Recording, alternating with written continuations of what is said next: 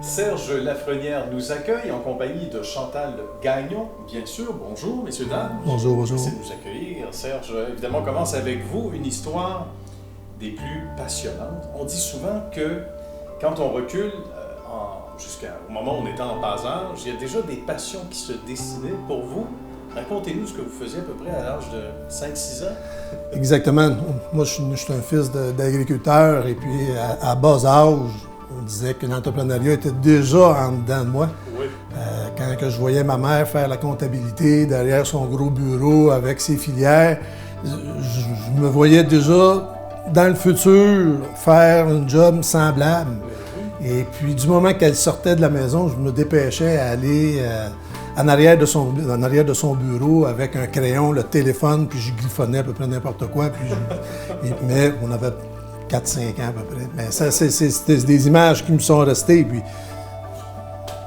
avec le temps, c'est ce qu'on a fini par y arriver. Et par la suite, l'entrepreneur qui sommeille en vous n'a pas dormi trop longtemps. Parce que là, il y a une boîte qu'on crée avec, à ce moment-là, un partenaire ou un employé, on disait, qui avait peut-être, lui, l'habitude ou de fêter ou d'avoir la tête ailleurs, m'a-t-on dit. Exactement. C'est ça. C'est sûr que quand j'ai ouvert mon bureau, là, je pensais d'être capable toute seule, mais à un moment donné, l'ouvrage montait, fait que là, il a fallu que j'engage quelqu'un.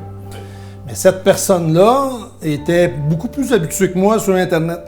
Fait que là, à tout bout de champ, il venait dans mon bureau, il me disait « Hey, je viens de parler avec une fille du Brésil, viens voir sa photo, elle est belle. » Là, moi, quand tu engages quelqu'un à la banque puis qu'il ne fait pas grand-chose, c'est pas toi qui le payes, c'est pas bien grave.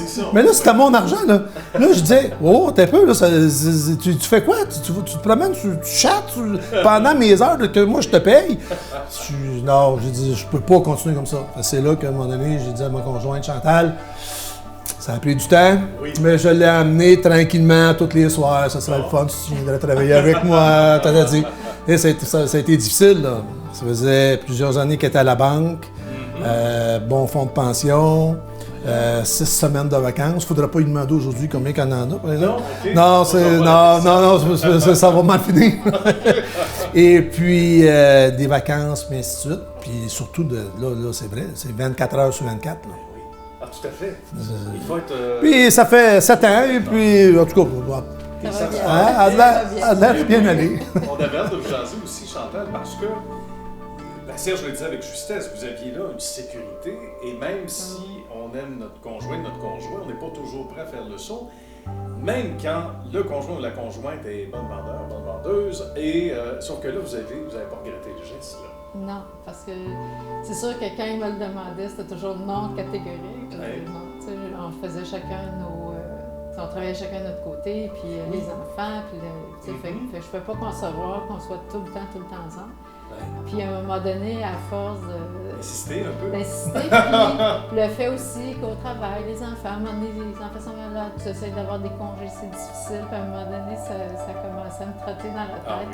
Puis j'ai dit peut-être j'étais avec lui, ce serait plus facile, il me comprendrait, lui, c'est ses enfants, dans le fond, s'il arrive quelque chose. Puis, fait que là, à un moment donné, j'ai dit pourquoi pas. Puis là, je vais aller suivre mon cours de courtier.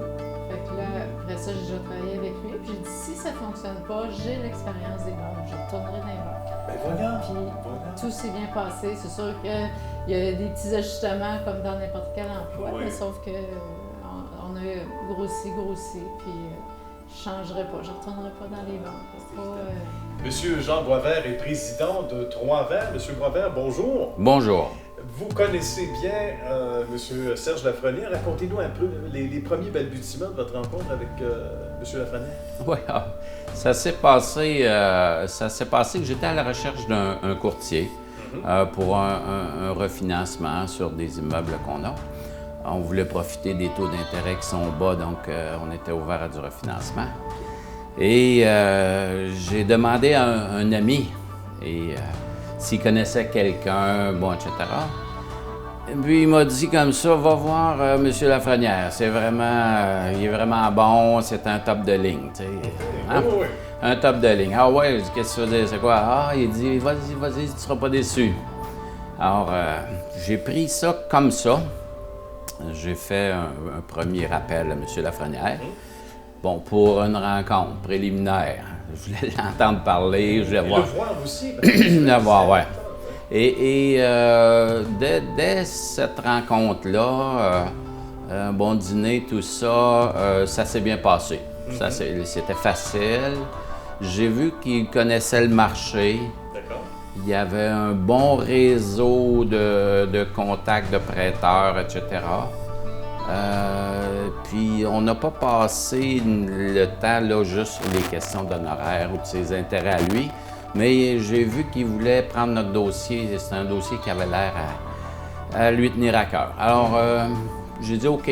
Là, on le dit vite, mais ça a pris un bon moment, là, et j'ai aimé sa manière de travailler. Maintenant, souvent, les gens parlent beaucoup, mais ils livrent peu.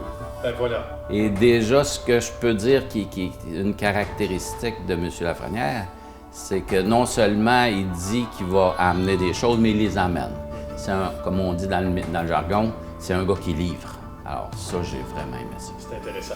Ben, merci beaucoup, M. Boisvert, de votre témoignage. Ça me fait plaisir. Bonne suite de travail, bien sûr, avec M. Lafrenière. Ben, merci beaucoup. Merci. Au revoir.